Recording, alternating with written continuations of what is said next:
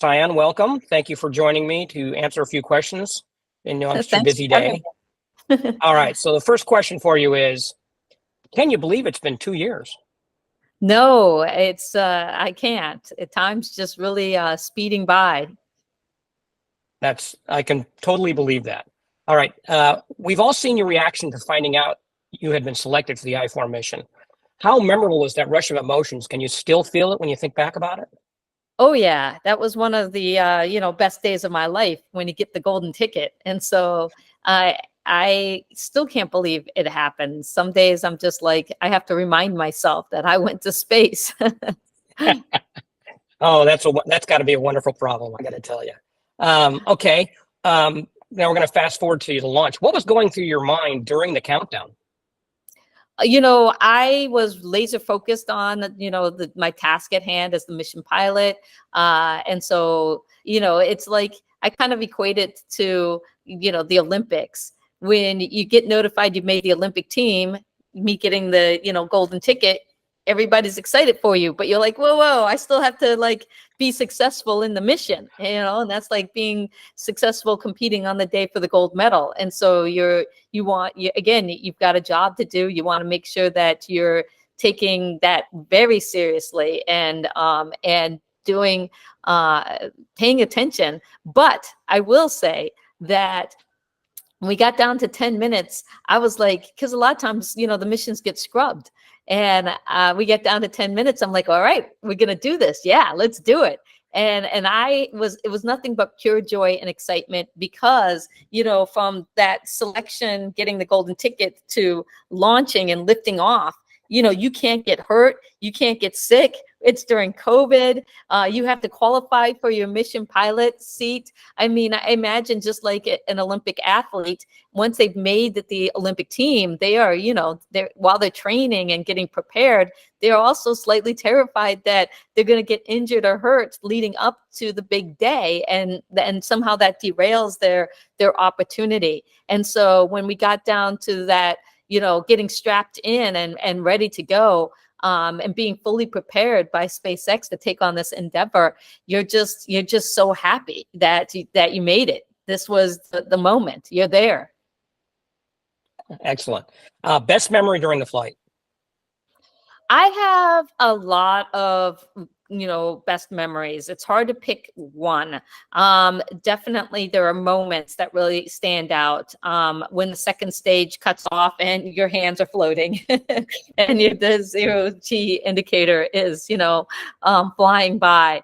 And then also when we opened another one was seeing Earth from the Dragon Eye window for the first time.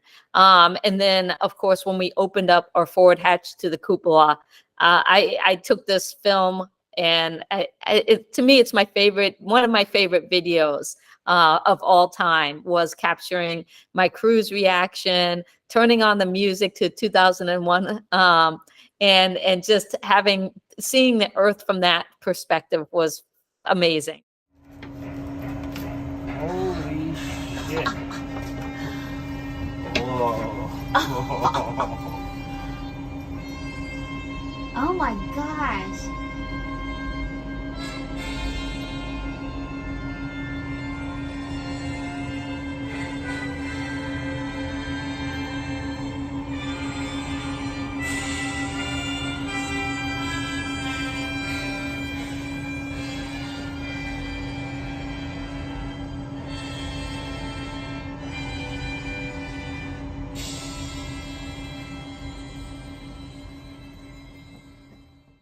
Worst memory of the flight? Oh, I don't think there are any. Like, I mean, there are events no, but I mean, I can't think of a worst memory. How can you have a bad memory after a successful space flight? They're all Absolutely. good memories. All right. After your crew and you landed safely back on Earth, were you sad that you had to come home?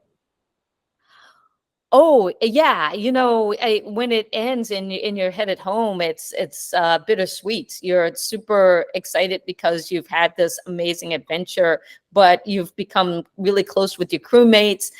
You've had all all of this amazing training and experiences. And, one of the things is you've got to learn how to transition and move into a new space and new adventures and new, crewmates on Earth that you're being creative with and hanging out with.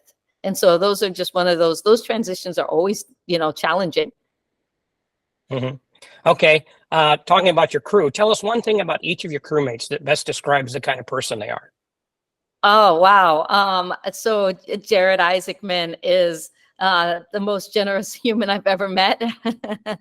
He's thoughtful and with his intentions. So I can't say enough of how a special human he is.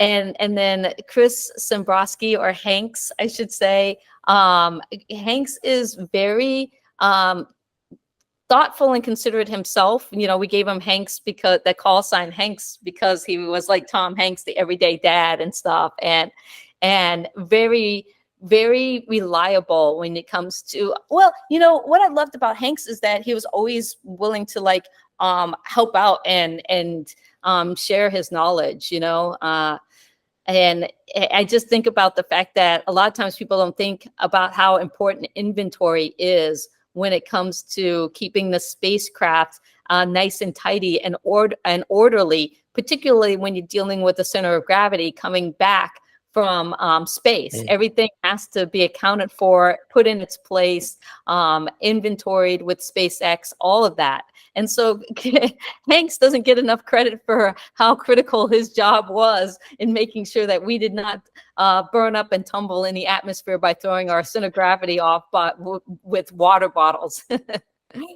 And then, Haley is, we became really close during the mission. I think of her like a little sister, and she just is, I think of sunshine and happiness when I think of her, and positivity, and just how she can come into a space and light it up. And we spent a lot of time up in the cupola, not stargazing, but looking back at Earth and seeing the Earth at night and things like that. And just so many special memories of and selfies with me and Haley. Oh, that's fantastic. Thank you. Last question. Are you ready to go back?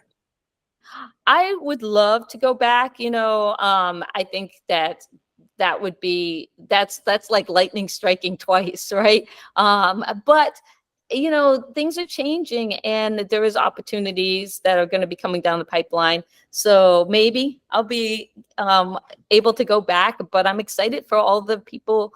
I want to see friends fly. I want to see other people who have been chasing space their entire life. I get to experience Earthlight and have the experience that I've had. But if somebody's looking for, a Dragon mission pilot, look me up. All right. You'll never say no to a free ticket, right?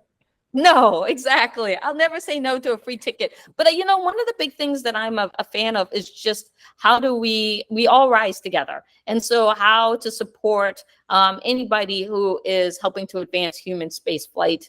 And I think that's important, that we champion NASA, we champion, Blue Origin and SpaceX and Virgin and any other launch providers and even people, the analog astronauts who are out there doing the research so that we can successfully live on the moon, Mars, and beyond.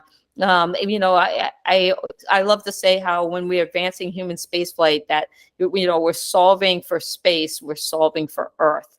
And I think that that's just an important message that we share with the world, and, being a part of Inspiration 4, not only having this amazing fundraiser for St. Jude Children's Research Hospital to help in childhood cancer, but to also, do medical research and inspire people that this is possible, and to get them to really start to think about those connections between human space flight and our mission here on Earth of becoming more sustainable and connected to our planet, so that future generations can enjoy the beautiful world that the Earth is.